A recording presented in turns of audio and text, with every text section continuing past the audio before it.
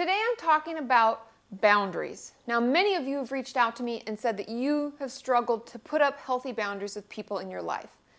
Now, why do we even need boundaries? Many of us have people in our lives who treat us poorly. They talk down to us. They may boss us around or be really rude and aggressive. And we've really struggled to find a way to tell them to stop. And so today, I'm going to teach you 5 steps on how to help people treat you better.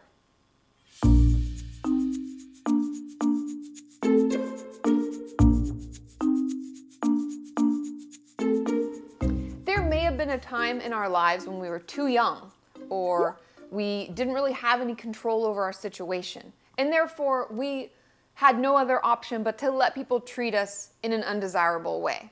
But now, we're grown-ups. Even if we're teens, we're still adult enough to teach people how to treat us properly. Now, one of the things that we often don't realize is that we're reinforcing some of this undesirable behavior.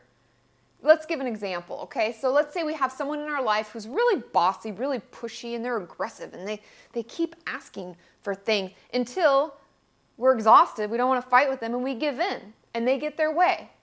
Now you can see that reinforces their behavior because they got really pushy, really aggressive, and then they got what they wanted. And who would have even thought that that was really reinforcing this bad boundary or undesirable behavior? But it really is. The first step to teaching people how to better treat us is noticing these times when we may be reinforcing bad behavior, because we often don't even realize we're doing it. So if we can take time and pay attention to when we give in to people, we may say yes when we really mean to say no. Someone is just really pushy, so we always just let them have their way.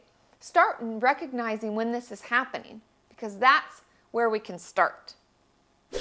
Step 2 is knowing that you have the right to always walk away from someone if they're speaking to you rudely.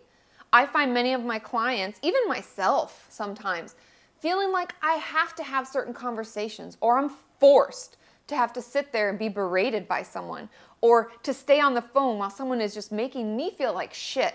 But you know what? We have the right to walk away, and recognizing that power gets us one step closer to self-respect, which is really what I'm trying to teach you. It's the core of who we are and what we believe we deserve. And it's from that we can teach others how to better treat us. The third step is knowing that we have the right, always, to say no if something is not in our best interest. If it's way out of our way to take someone to the airport, if it's really inconvenient for us to swing by easily and just pick up that thing for someone, we can say no. And recognizing that we have that right, it doesn't make us a jerk. It doesn't make us selfish. It doesn't mean that we're just so rude and horrible person. It means that we recognize what is convenient and what makes sense for us. And when things don't make sense, we have the right and the ability to say no at any time.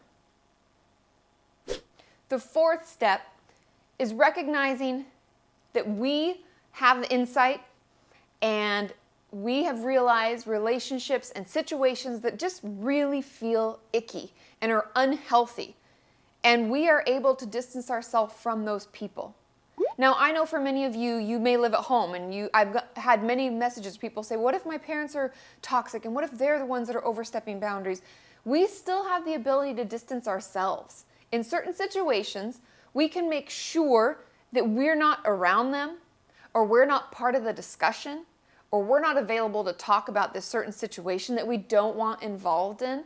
We can still emotionally distance ourselves in certain situations so that we protect our own self-respect, so that we don't get drawn into these unhealthy relationships where people try to invade our privacy, share our privacy with other people, maybe very rigid and restrictive. This helps give us the power to say, you know what, I'm not going to participate right now. I'm busy. I have to go. Oh, you want to talk? I'm sorry, I already have other plans. I'll be back later. We have the ability to do that. The fifth and most important step on teaching other people to treat us better is sticking with it. If you ever get deterred, if you find yourself feeling like I'm such a jerk and they're going to hate me and this is just, I'm never going to have any friends and everything's going to be terrible, think to yourself, is it more important that other people like me or that I like me? Oftentimes I find we look outward so much for affirmation to build our self-esteem so that we feel good about how we look and how we present to others, and we forget about our own self-respect. And that's where true compassion, true love, true life comes from, is self-respect. Respecting who you are, recognizing your strengths, and taking time to notice those, to write those things down. A lot of what I talk about in my videos is just us going inside to figure out what's important to us, who we are, why do we love ourselves. And if maybe we don't find anything at the beginning, we're like, I don't know what I love. That's where you need to start, is taking time to recognize what's so wonderful and great and unique about you, because everyone has those things. And once we begin this process, stick with it, because I'll tell you this, you're worth it. I hope this video gives you some ideas and tools to better prepare for this holiday season. And I'm wishing each and every one of you a happy and healthy holidays. And don't forget to subscribe to my channel. Just because it's the holidays doesn't mean I'm not gonna be here, and I put out videos 5 days a week and you don't wanna miss them. And if you like this video, make sure to give it a thumbs up. And if you haven't checked out KatiMorton.com, there are some great things going on there. And I've even updated my shop. I have shirts, tank tops, coffee mugs, anything that you might be looking for a little self-care during the holidays. Do some self-care. If you have time at the end of your day, take the 10 minutes out of your day to do this. And I think you'll feel a lot better. And like I said, we're always working together, right? Not only towards a healthy mind,